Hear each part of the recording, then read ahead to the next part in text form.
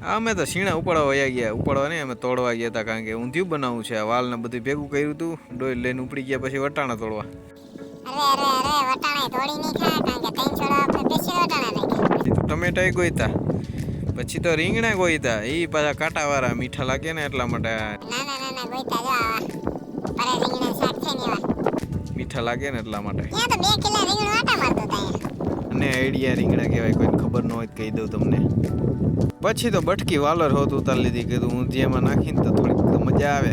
બટકી મોટી પાતળી જાડી હોય એવી બધી ઉતાર લીધી બધી. આ બકાલું કર્યું ભેગું, ના કેરનું નાખવું છે કે નહીં એવું વિચાર કરતા હતા. આજે ખાલી અમે ઓર્ડર મારી દીધો, ગાલીઓ ફોલી નાખો, સુધારી નાખો ને મોરી નાખો. કારણ કે અમને જ ઘડી ઓડીએ હે ધક્કા ખવડાવી રાખે, ઓલું લઈ આવવાનું તોલું લઈ આવવાનું. હજી ડાયલોગ પૂરો નથી થયો ત્યાં પાછા મોકલી દીધા અમને તો મરચા ઉતારવા માટે. કીધું હાલો હવે મરચાઈ ઉતારી આવી, થોડાક ભાતમાં નાખવા જો હે. બીજાને શેકી નાખશું, જાવા મરચા મસ્તીના હે, અસલના ગોઈતા સ્વાદવાળા.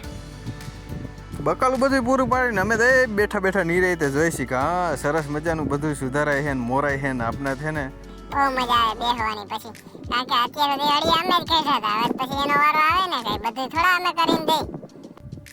પછી તો ચૂલો કર્યો વેતો જગતો અને ભૂત ફડકા કરીને વઘારી નાખ્યો અમે ઊંધિયું. જોઈ લેજો આવું બનાવ્યું છે.